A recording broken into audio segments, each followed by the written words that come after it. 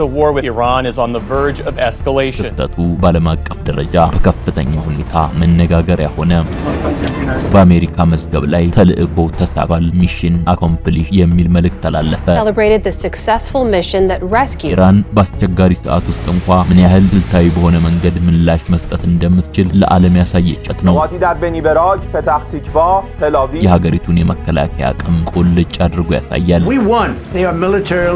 ኢራን ጠላቷን በገዛ ምድሯ ላይ እንዴት አድክማና አስጨንቃ ከፍተኛ ዋጋ እንድትከፍል እንደምታደርግ በተግባር ያሳየችበት ስትራቴጂያዊ ድል ነው። ዓለምን ያስገረመው ሁነት እንዴት ተጀምሮ እንዴት ተቋጨ?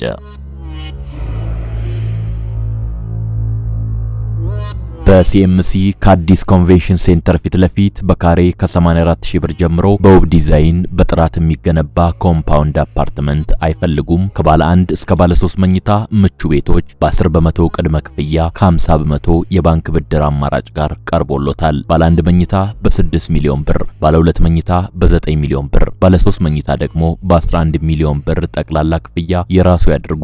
የሳሎን ቲዩብ ቤተሰብነቱን ካሳወቁ ከ7 እስከ 30 በመቶ እውነተኛ ቅናሽ ይደረግሎታል። ሙሉ በሙሉ የሚከፍሉ ከሆነ በካሬ በ62000 ብር ብቻ ይሸጥሎታል። ይህ የድሪም ቢልደርስ ሪል ስቴት የማይታጠፍ ቃል ነው። በ0935 12 12 19 ወይም በ0985 81 15 85 አሁኑኑ ደውለው ያረጋግጡ።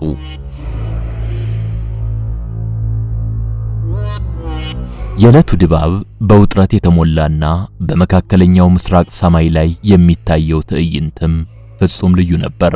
በደቡብ ምዕራብ ኢራን የሚገኘው የዛግሮስ ሰማይ በጭስና በባሩድ ታፍኖ ያቺ የዩናይትድ ስቴትስ አየር ኃይል የቴክኖሎጂ ቁንጮ የሆነችው F-15E ስትራይክ ኢግል ጀት በከፍተኛ ፍጥነት ሰማዩን እየቀደደች ትከንፋለች። ሆኖም ግን ባልተጠበቀ ቅጽበት ከምድር በተተኮሰ የጸረ አውሮፕላን ሚሳኤል ጥቃት ክንፏ ክፉኛ ተመታ። በዚህ ጊዜ በጀቷ ኮክፒት ውስጥ የሚሰሙት የማስጠንቀቂያ ደወሎችና የቀይ መብራት ብልጭታዎች የሞት አዋጅ ያወጁ ይመስሉ ነበር። ሞተሯ ወደ መቃተት ተቀይሮ ጀቷ ከቁጥጥር ውጭ ስትሆን ሁለቱ አብራሪዎች ማለትም ዋናው አብራሪና የጦር መሳሪያ ስርዓት መኮንኑ በመጨረሻው ሰከንድ ላይ ከመቀመጫ ማስወንጨፊያ ቁልፋቸውን ተጭነው ወደ አየር ተተኮሱ። በፓራሹት ወደማያውቁት የጠላት ምድር እየወረዱ ቢሆንም ከታች የሚጠብቃቸው ጣፈንታ ምን እንደሚሆን መገመት የሚያዳግታቸው አልነበረም። ምድርን እንደረገጡ ግን የአብራሪዎቹ ድል ፈንታ ለሁለት ተከፈለ። ዋና አብራሪው ያረፈበት ስፍራ ለአሜሪካ የነፍስ አድን ኃይሎች በአንጻራዊነት ቅርብና አመቺ በመሆኑ ጀቷ መውደቋ እንደታወቀ አካባቢውን ሲቃኙ የነበሩ የዩናይትድ ስቴትስ የጦር አውሮፕላኖችና ድሮኖች በፍጥነት ስፍራውን ከበቡት። በጥቂት ሰዓታት ውስጥ ሰማዩን እያደበላለቁ የመጡት ኤችኤች-60 ጆሊ ግሪን ሄሊኮፕተሮች በከፍተኛ ጥበቃ የታጀበ መብረቃዊ ኦፕሬሽን በማከናወን ዋናውን አብራሪ ከኢራን ታጣቂዎች ጋር ለመጋፈጥ ጊዜ ሳይሰጡት በገመድ ስበው ደህንነቱ ወደ ተጠበቀ ስፍራ ወሰዱት። ይህ የመጀመሪያ ስኬት ለፔንታጎን ትልቅ እፎይታን የሰጠ ቢሆንም እውነተኛው ፈተና ግን ገና መጀመሩ ነበር። የጦር መሳሪያ ስርዓት መኮንኑ ወደ መሬት ያረፈው ከዋናው አብራሪ ርቆ ይበልጥ ወደ ኢራን ግዛት ጠልቀው በሚገኙትና እጅግ አስቸጋሪ በሆኑት የዛግሮስ ተራራማ ሰንሰለቶች መካከል በመሆኑ የነፍስ አድን ዘመቻውን ወደ አስፈሪ ግብግብ ቀየረው። ሄሊኮፕተሮቹ እሱን በተመሳሳይ መንገድ ለማንሳት ወደ ስፍራው ሲጠጉ ግን ከኢራን ወታደራዊ ይዞታዎች የሚሰነዘረው ተኩስ ከባድና ሄሊኮፕተሮቹንም አደጋ ላይ የሚጥል ሆነ። አንደኛው የመድህን ሄሊኮፕተር በጠላት ተኩስ ክፉኛ ተመቶ ሞተሩ መቃጠል ሲጀምር ሁኔታው ከቁጥጥር ውጪ መሆኑን የተረዱት አዛዦች የቀረውን አብራሪ በጠላት ምድር ትተው ለጊዜው ለማፈግፈግ ተገደዱ።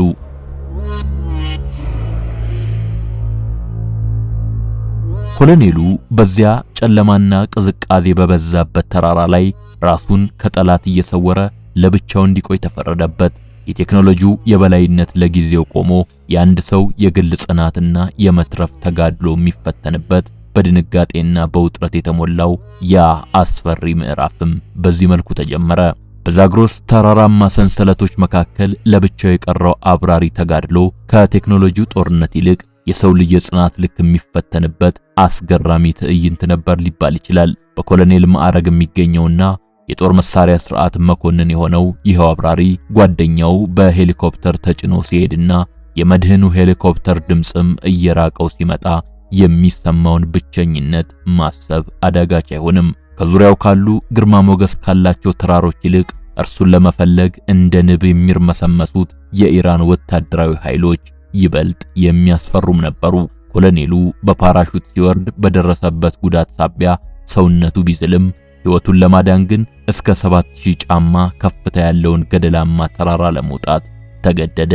በዚያ ቅዝቃዜው አጥንት በሚሰብር ሌሊት ጥጥ የሚመስለው ጭጋግ ከኢራን ወታደሮች አይን የሚሰወርበት ጋሻም ሆነው ኢራን አብራሪውን በቁጥጥር ስር ለማዋልና እንደ ትልቅ የፖለቲካ ድል ለመጠቀም ፍለጋውን ብታፋጥንም ኮሎኔሉ ግን በልዩ ስልጠና ያገኘውን የሰርቫይቫል ጥበብ በተግባር አዋለ። የቀኑን ብርሃን በዋሻዎች ውስጥ ተደብቆ በማሳለፍና በሌሊት ብቻ በስውር በመንቀሳቀስ ለ48 ሰዓታት ያህል ከሞት ጋር የድብብቆሽ ጨዋታ ተጫወተ። በዚህ መሃል በአሜሪካ በኩል የሚከናወነው የስነ ልቦና ጦርነትና የሲአይኤ የሽንገላ መረጃዎች የጠላትን ትኩረት ወደ ሌላ አቅጣጫ ሲያዞሩለት፣ እሱ ግን በተራራው አናት ላይ ሆኖ የነጻነትን አየር የሚተነፍስበትን ሰዓት ይጠባበቅ ነበር። ይህ ተጋድሎ ተራ አምባን የመውጣት ጉዳይ ሳይሆን በጠላት ምድር ላይ ሆኖ ተስፋን የመፈለግ አስጨናቂ ምዕራፍ ሆኖ ተመዝግቧል። ቅዳሜ ምሽት ላይ ታዲያ የዛግሮስ ተራሮች ሰማይ ዳግም በሞተሮች ድምጽና በፈንጂ ብርሃን ተናወጠ። ይህ የሳምንቱ መጨረሻ ኦፕሬሽን ተራ የማዳን ሙከራ ሳይሆን መቶዎች የሚቆጠሩ የሰው ኃይልና እጅግ ዘመናዊ የጦር መሳሪያዎች የታደሙበት መብረቃዊ ጥቃት ነበር።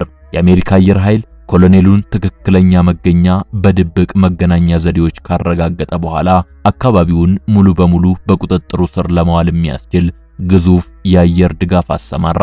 በደርዘን የሚቆጠሩ ተዋጊ ጀቶችና ኤ10 የተሰኙት ታንክ አዳኝ አውሮፕላኖች በተራራው ዙሪያ ያሉትን የኢራን ወታደራዊ ይዞታዎችና የፍለጋ ቡድኖች እንዳይንቀሳቀሱ አድርገው ገቷቸው። በዚህ እጅግ አስፈሪ የተኩስ ልውውጥና የቦምብ ናዳ መሃል ልዩ የኮማንዶ ቡድን የያዙ ሄሊኮፕተሮች ወደ ኮሎኔሉ መደበቂያ ዋሻ ተቃረቡ። ምድርና ሰማዩ ባንድ ላይ በሚንቀጠቀጡበት በዚያ አስጨናቂ ቅጽበት ኮማንዶዎቹ ጫማ የኢራንን አፈር ረግጦ ኮሎኔሉን ከተደበቀበት ስፍራ ነጥቆ ለማውጣት ጥቂት ደቂቃዎች ብቻ ነበር የፈጀው።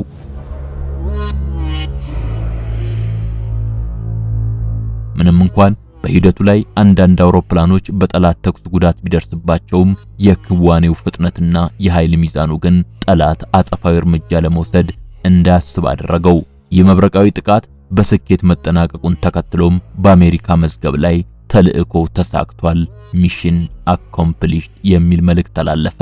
ኮሎኔሉ ከ48 ሰዓታት ተጋድሎ በኋላ ከጠላት ምድር ተነስቶ በሰላም ወደ አየር ኃይል ጣቢያው ሲያርፍ ክስተቱ በዓለም አቀፍ ደረጃ በከፍተኛ ሁኔታ መነጋገሪያ ሆነ።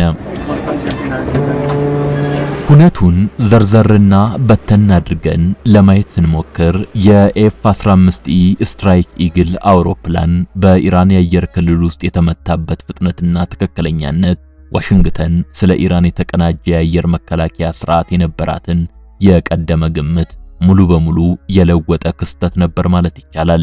አሜሪካውያን እጅግ ዘመናዊና የማይደፈር የሚሉት የራዳር መዝጊያና የኤሌክትሮኒክስ ውጊያ ቴክኖሎጂያቸው ሳይሰራ ቀርቶ አውሮፕላኑ በኢራን ሀገር በቀል የሚሳኤል ስርዓት ተመቶ ሲዘረር የታየበት ቅጽበት የኢራን ቴክኖሎጂ ምን ያህል እንደተራቀቀ ማሳያ ሆኖ አለፈ።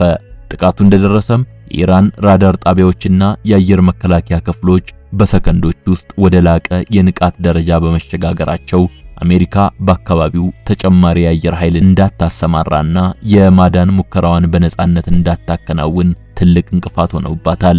ይህ ቴክኖሎጂ ድንገት ምላሽ አሜሪካውያን አብራሪዎች በፓራሹት ወርደው ምድርን ከመንካታቸው በፊት የኢራን የስለላ ድሮኖችና የፈጣን ምላሽ ሰጪ ክፍሎች መጋጠሚያቸውን ለይተው እንዲያውቁ አስችሏቸዋል። አብራሪዎቹ የዛግሮስን ምድር እንደረገጡ ታች ያሉት የኢራን ወታደራዊ ክፍሎችና የአካባቢው የሚሊሻ አደረጃጀቶች በነበራቸው ከፍተኛ ንቃት ምክንያት በጥቂት ደቂቃዎች ውስጥ አሰሳውን መጀመራቸው አሜሪካን ክፉኛ አስደንግጧታል። አሜሪካውያን የማዳን ዘመቻቸውን በሰከነና በታቀደ ሁኔታ ሳይሆን በከፍተኛ መደናገጥና መጣደፍ እንዲጀምሩ ያስገደዳቸውም ይኸው የኢራን ኃይሎች በቦታው ላይ የነበራቸው ፈጣን መገኘት ነበር። የኢራን የደህንነት መዋቅር በአጭር ጊዜ ውስጥ ተንቀሳቅሶ አካባቢውን መቆጣጠሩ የፔንታጎን አዛዦች አብራሪው በማንኛውም ሰዓት በጠላት እጅ ሊወድቅ ይችላል በሚል ስጋት ሌሊቱን ሙሉ በውጥረት እንዲያሳልፉ አድርጓቸዋል። ይህ ሁኔታ አሜሪካ በኢራን ምድር ላይ የምታደርገው ማንኛውም እንቅስቃሴ በከፍተኛ ወታደራዊ ንቃት የሚጠበቅ መሆኑንና የቴክኖሎጂ የበላይነቷን ቢሆን በኢራን ምድር ላይ ዋስትና እንደማይሰጣት በተግባር ያረጋገጠ አጋጣሚ ሆኗል። በተለይም የኢራን ባቫር 373 ወይም ኮርዳድ 15ን የመሳሰሉ የሚሳኤል ስርዓቶች አሜሪካን በሚያስደነግጥ መልኩ ለጥቃቱ ምላሽ መስጠታቸው የሀገሪቱ ወታደራዊ ሳይንስ ከምዕራባውያን ግምት በላይ መራመዱን ያሳያል። አውሮፕላኑ እንደተመታ መረጃው ወደ ማዕከላዊ የእዝ ክፍል የደረሰበት ፍጥነት በኢራን ውስጥ ያለው የዲጂታል ኮሙኒኬሽን መዋቅር ምን ያህል የተሳለጠ መሆኑን የሚያረጋግጥም ነው።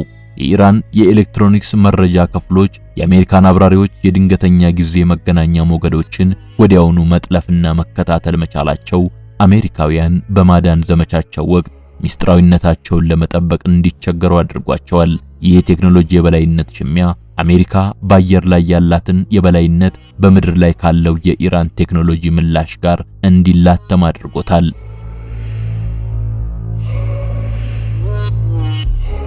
የኢራን ድሮኖች በአካባቢው ሰማይ ላይ የፈጠሩት የንስር አይን መረብ አሜሪካውያን የሚንቀሳቀሱበትን እያንዳንዱን ስፍራ ለኢራን ወታደራዊ አመራሮች በምስል እንዲደርስ አድርጓል።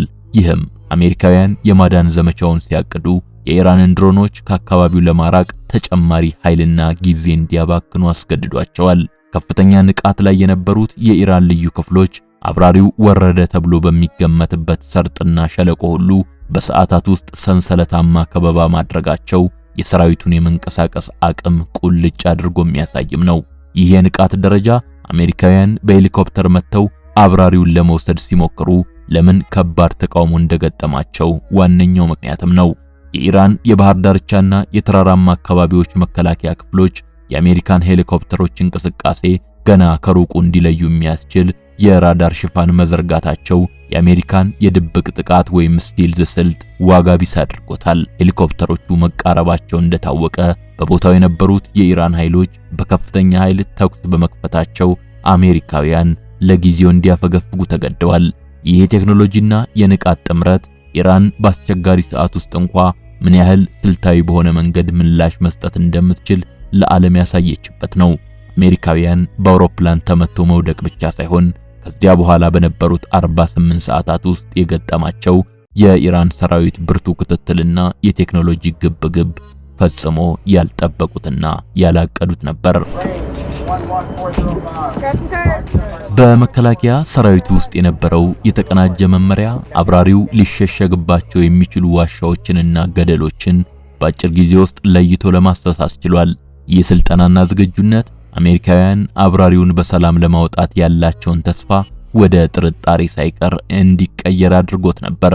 የኢራን የሳይበርና ኤሌክትሮኒክስ ክፍሎች የአሜሪካን የድሮን ምስሎች ለማወናበድ ያደረጉት ሙከራ በዋሽንግተን የጦር ክፍሎች ውስጥ ከፍተኛ መደናገጥንም ፈጥሯል። የትኛው ምስል እውነተኛ፣ የትኛው ደግሞ የጠላት ማጥመጃ እንደሆነ ለመለየት የተቸገሩት አሜሪካውያኑ በእያንዳንዱ እርምጃቸው ላይ ጥንቃቄ እንዲጨምሩ ተገደዋል። በመሆኑም ይህ ኦፕሬሽን ለኢራን የመከላከያ ኃይል ትልቅ የብቃት ማረጋገጫ ሆኖ አልፏል። አሜሪካ እጅግ ግዙፍ ሀብትና ኃይል ብታፈስም በኢራን ሰራዊት ንቃትና በቴክኖሎጂው ድንገት የምላሽ ምክንያት ለ48 ሰዓታት ያህል መቆሚያ መቀመጫታ እንድትረበሽ መደረጓ የሀገሪቱን የመከላከያ አቅም ቁልጭ አድርጎ ያሳያል።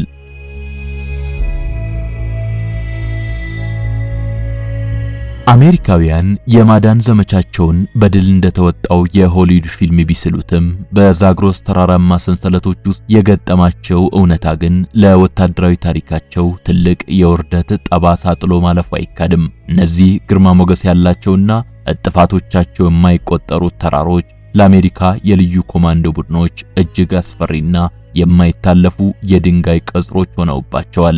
አሜሪካውያን በሳተላይትና በድሮን ምስሎች ታግዘው አካባቢውን እንደ መዳፋቸው የሚያውቁት ቢመስላቸውም በተግባር ግን በተራራው አስቸጋሪ መልክዓ ምድርና ባልተጠበቀው የኢራን የምድር ኃይሎች ብርቱ ተቃውሞ ምክንያት ለሁለት ቀናት ያህል አብራሪያቸውን ይዘው ለመውጣት ተስኗቸው ቆይተዋል። በአንደኛው የማዳን ሙከራ ወቅት የኢራን ወታደራዊ ክፍሎች በከፈቱት እጅግ ከባድና የተቀናጀ ተኩስ የአሜሪካ ሄሊኮፕተሮች ክፉኛ ተመተውና ሞተራቸው ተቀጣጥሎ እንዲመለሱ መደረጋቸው አሜሪካ በኢራን ምድር ላይ ያላትን የውጊያ ብልጫ ዳግም እንድትጠራጠር አስገዳጅ ሆኖባታል። የቴክኖሎጂ የበላይነት በተራራው ቅዝቃዜና በኢራን ወታደሮች ብርቱ ክትትል ፊት ሲከሽፍ የታየበት የአጋጣሚ ዋሽንግተን በምድር ላይ ያለውን እውነታ ምን ያህል አቅልላ እንደገመተችው ማሳያ ነው። ኮሎኔሉ በተራራው ዋሻዎች ውስጥ ተሸሽጎ ለ48 ሰዓታት ያህል በፍርሃትና በብቸኝነት እንዲማቅቅ የተገደደው አሜሪካ የኢራንን የመሬት አቀማመጥና የአካባቢውን ጥበቃ ንቃት ማለፍ ባለመቻሏ ነበር። ይህ ሁኔታ የዛግሮስ ተራሮች ለኢራን ተፈጥሯዊ ምሽግ፣ ለጠላቶቿ ደግሞ የማይደፈር የሞት ወጥመድ መሆናቸውን በግልጽ የመሰከረ ነው። አሜሪካ በመጨረሻ አብራሪውን ለማውጣት የቻለችው በታቀደ ወታደራዊ ብቃት ሳይሆን በመቶዎች የሚቆጠሩ የአየር በረራዎችንና እጅግ ግዙፍ የጦር መሳሪያዎችን ያላግባብ በመጠቀም በፈጠረችው የኃይል መደራረብ ብቻ ነው። ይህም ቢሆን በዛግሮስ ተራሮች ላይ ያዩት ወታደራዊ ፈተና በቀጣይ ከኢራን ጋር ለሚደረግ ማንኛውም ግጭት ምን ያህል ጥንቃቄ ማድረግ እንዳለባቸውና የኢራን ምድር ለአጥቂዎች ሲኦል መሆኗን ትልቅ ትምህርት የሰጣቸው ነበር። ይህ በሁለቱ ኃይሎች መካከል የተካሄደው ፍልሚያ በጠመንጃ ፈሙዝ ብቻ ሳይሆን እጅግ በረቀቀና ጥንቃቄ በተሞላበት የስነ ልቦና ጦርነት የታጀበ ስትራቴጂያዊ ግብግብም ነበር። ኢራን አብራሪው መውደቁን ካረጋገጠችበት ቅጽበት አንስቶ መላውን ዓለም አቀፍ ሚዲያና የራሷን የደህንነት መዋቅር በመጠቀም በዋሽንግተን ላይ ከፍተኛ የጭንቀት ማዕበል እንዲነፍስ አድርጋለች።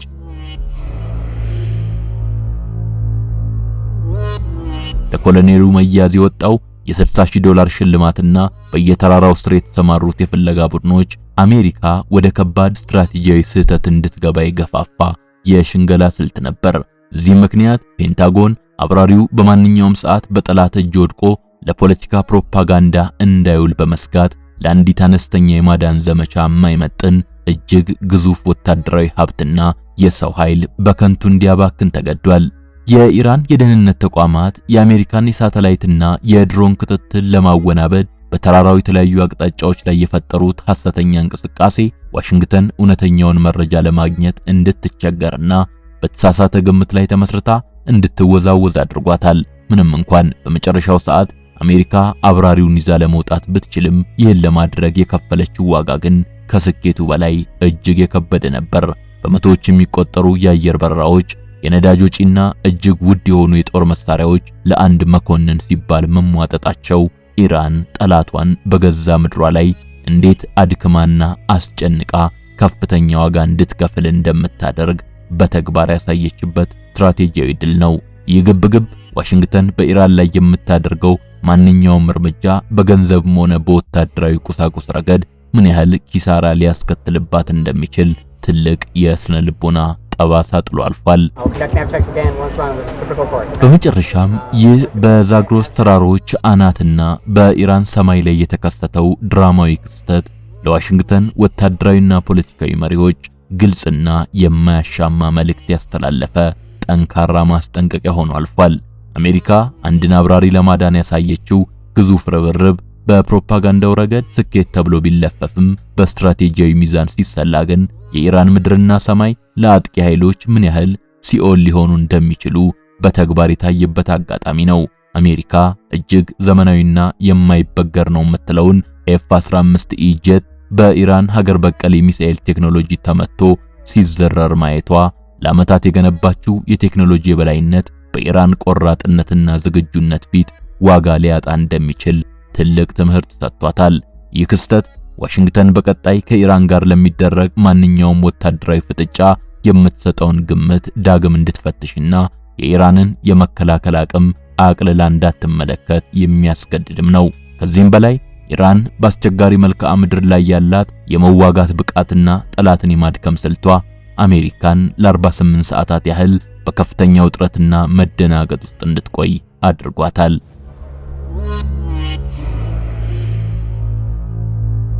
አሜሪካውያን ለአንድ መኮንን ሕይወት ሲሉ መቶዎች የሚቆጠሩ የአየር በረራዎችና እጅግ ውድ የሆኑ የጦር ቁሳቁሶችን ያላግባብ ማባከናቸው ኢራን ጠላቶቿን በገዛ ምድሯ ላይ እንዴት አድክማና አስጨንቃ ከፍተኛ ዋጋ እንድትከፍል እንደምታደርግ የሚያሳይ ስትራቴጂያዊ ድል ነው።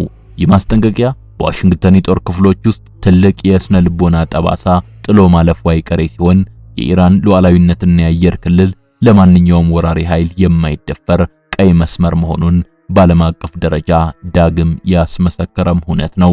በመሆኑም ይህ የሳምንቱ መጨረሻ ኦፕሬሽን ለአሜሪካ የነፍስ አድን ዘመቻ ሊሆን ይችላል። ለኢራን ግን የጠላትን አቅም የፈተነችበትና አይበገሬነቷን ለዓለም ያሳወቀችበት የታሪክ ምዕራፍ ሆኖ ተመዝግቧል። ሰላም ለምድራችን።